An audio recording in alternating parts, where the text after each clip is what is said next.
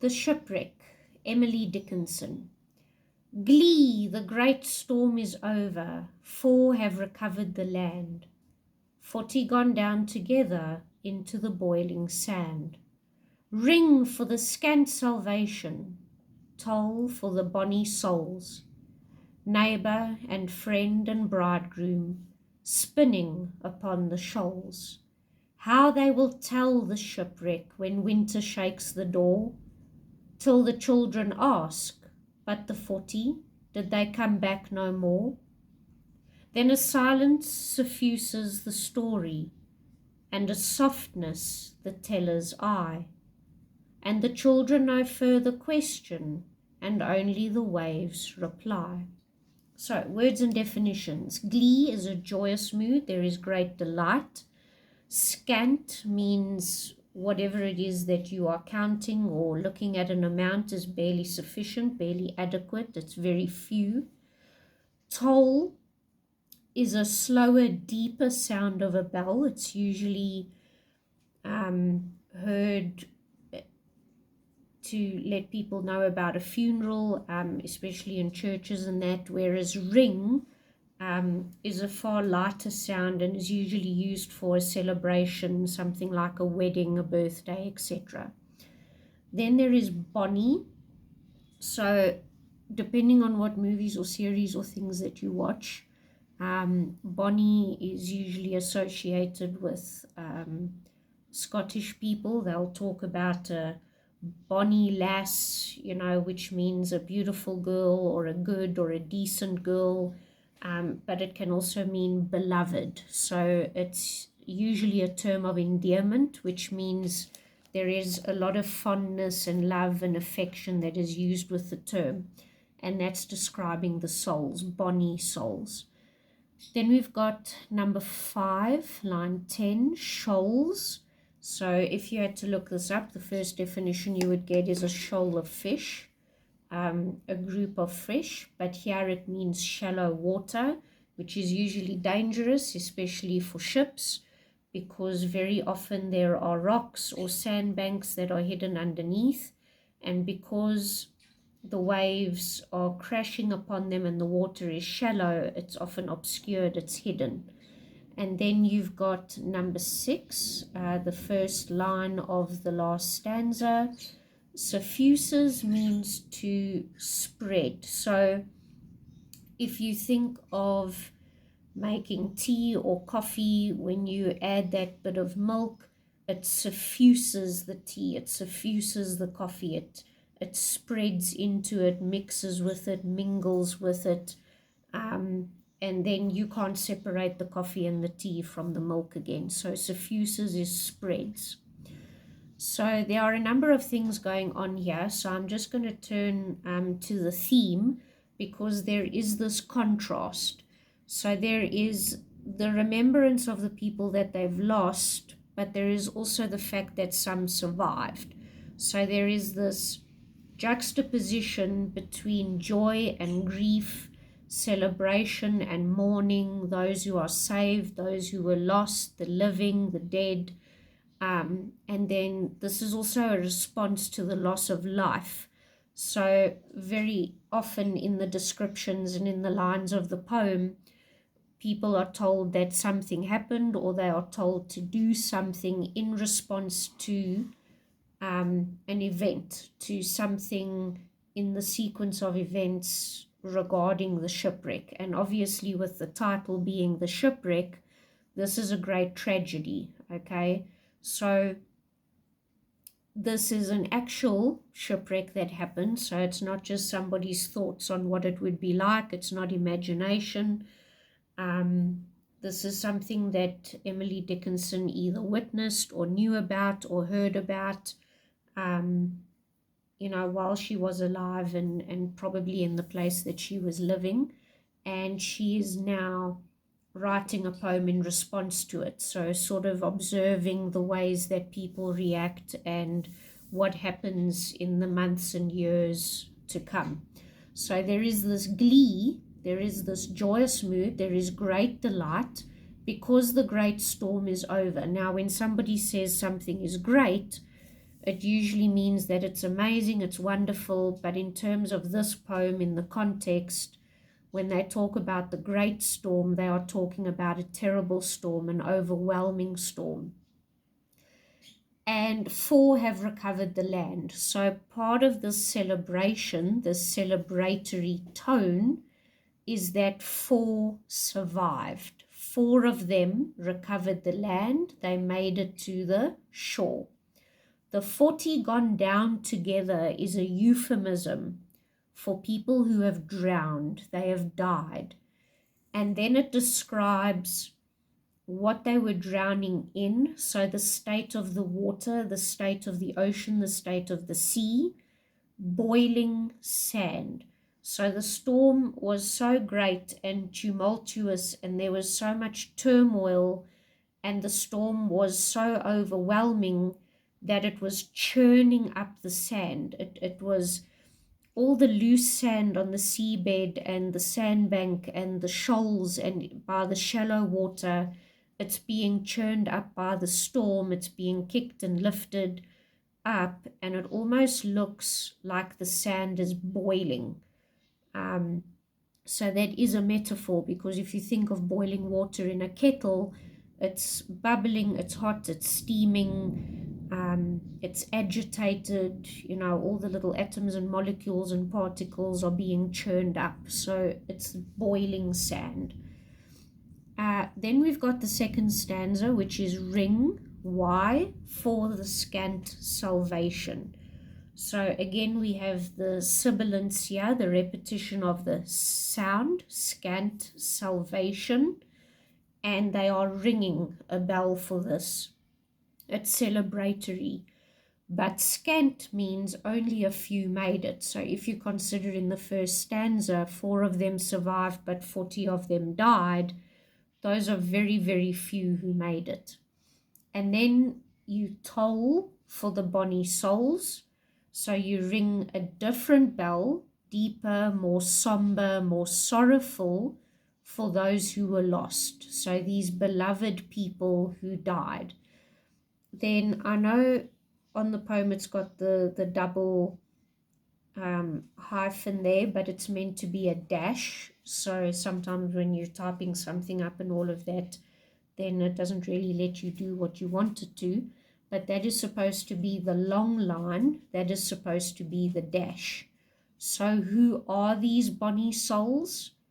They were a neighbor, they were a friend, and one of them was a bridegroom. And that just intensifies the loss and the tragedy, because these are people that they knew. Okay, these weren't strangers, they weren't foreigners. This wasn't some kind of cruise ship and, you see it sink out to sea. Yes, it's terrible, but the more personal it is, the more terrible it is. So they were neighbors, they were friends, and one of them was a bridegroom, which indicates or implies that they were newly married. So again, just that relationship that has now been broken by the death brought by the shipwreck. And it seems a little bit unfeeling, but it describes these bodies as spinning upon the shoals. So on the one hand, they nearly made it. They were nearly there. They were in shallow water. But they were too late. They couldn't make it. It was too terrible. The storm was too bad. And the waves and currents are spinning them on the shoals, which again, like I said, sounds very unfeeling. But again, it's sort of the depiction of the horror of their deaths. But again, they don't say the bodies were spinning in the water, because that's too blunt. It's too frank. And this might probably be something during Emily Dickinson's time that happened quite recently, so it would still be quite raw. There would still be a lot of sadness surrounding it. So there is this use of euphemism to be more tactful, not to be so brazen about it. Then the third stanza says, how they will tell the shipwreck when winter shakes the door. So this is obviously going to be a story that is going to be repeated every year because they talk about winter, so one of the seasons. So it's not a question. They're not saying how will they tell the story. They're saying, sure, this story is going to be told for many winters to come. So whenever there's a winter and people are holed up inside because it's snowing outside and terrible weather, this story is going to be told. Why? Because it's sensational. It must have been quite a sight. It must have been, something that was definitely on the people's minds. They knew that this ship was coming. They could see the storm. They saw the shipwreck. They're celebrating the 4 people who survived, but unfortunately there were some that they had to bury. But you can imagine, especially the older members of the town, sitting in the hall and all the children around them. And they tell the story, but then the stanza continues and says, until the children ask, but the 40, did they come back no more? So telling the story is fine up until the point when the children are asking about the 40 who died. Because if you're using euphemism, it's very difficult to explain death to a child or a young person. These people aren't coming back anymore. They weren't spinning because they were playing games. They were dead. So, like I said there, it's very difficult to explain death to young ones. And the minute one of them asks that question in the next stanza, then a silence suffuses the story. There is a silence that comes upon the storyteller, other people who are listening, other adults, who might have lost somebody, or a family member might have lost somebody, or a friend. They will remember that part of the story as well. And then the silence spreads. And again, it's like if you walk into a room, you can read the atmosphere. You can tell when something's gone wrong because the air, in a sense, just feels different, the energy. And a softness spreads in the teller's eye. So there's silence that spreads, and then there's a softness that overcomes the eye of the storyteller. So that is again the remembrance, remembering what happened, remembering the ones that they had to bury, remembering the sadness and the loss and the grief. And because of that, the children are with it enough, they are aware enough to question no further. And the children no further question, and only the waves reply. So this is again obviously a seaside town or village, and nobody can really say anything else because what do you say? You can't really explain it to them, you can't brush it off. There is a sense of respect for the people that were lost. So what do you hear? Only the waves. Now, the sibilants, because sounds are very labor intensive on your mouth, okay? Our mouths and saying things and wording things and sounding things out is very lazy. So by having so many sounds, one after the other, it slows your reading down. A silence suffuses the story. Okay, very different to and only the waves reply. That goes a lot quicker. It rolls off the tongue a lot easier. So that slowness is almost representing how that silence spreads. Very slowly, people remember, they get sad, the children realize that they've asked something sensitive. There is a calming down, there is a somber feeling, the mood changes, the atmosphere changes, but it's not abrupt. It happens slowly, just like the slowness in the reading of the line. And this sibilance is also seen ring for the scant salvation. So they almost seem to want to linger on the fact that some of them were saved. Okay, they don't really want to come to terms with the fact that there are ones that they have to bury. So ring for the scant salvation, celebration, draw it out, carry it on. Toll for the bonny souls. It's a lot shorter. Okay, so there's that difference there. So again, the story will be told every winter. It is a sensational story, but a sad one. The children have asked a very difficult question. It's difficult to answer. There are 2 punctuation marks that I've circled. I have explained the dash there by Bonnie Souls. That is to indicate that who were these people that they lost? Who were these Bonnie Souls? People that they knew, people in the town, people in the village. Makes it personal, makes it more tragic. And then the semicolon after a softness in the teller's eye. So sometimes it can indicate an explanation. So you make a statement and now you're going to elaborate on it. It can indicate a result. So in this case, because the children see the change in mood, it makes them quiet. Okay, so this cause and effect. So that's important. Structure-wise, there are 4 stanzas. There is a rhyme scheme. So the rhyme scheme is A, B, C, B, D, E, F, E, G, H, I, H, J, K, L, K.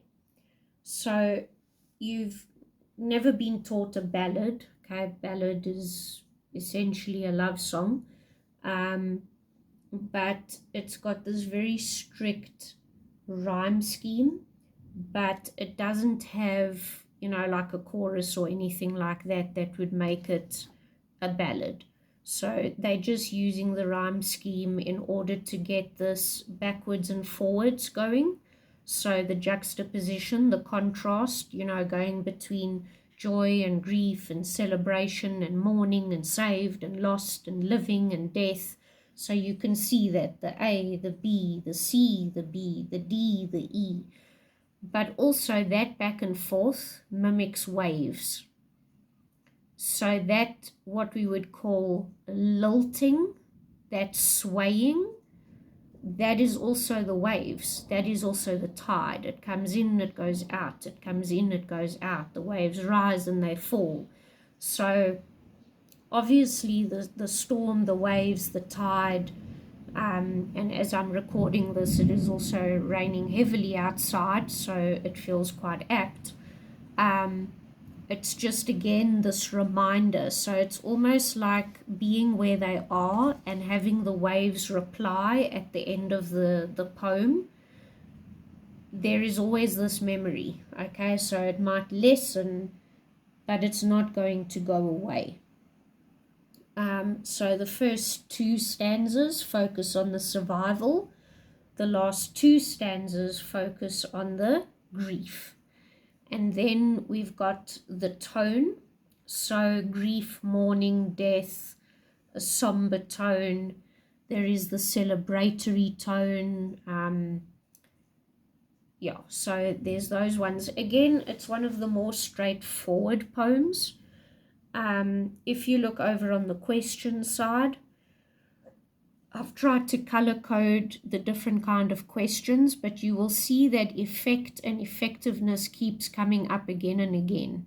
So what is the effect of the exclamation marks? What's the effectiveness of the imagery? What's the effectiveness of the figure of speech? The effectiveness of alliteration and sibilant. So in other words, the person's using it, how are they using it, and why are they using it? So especially with the exclamation marks, that is great emotion. Glee, storm is over, scant salvation. Yay, wonderful, we rejoice, people were saved. And you don't get that kind of punctuation when they talk about those that they lost.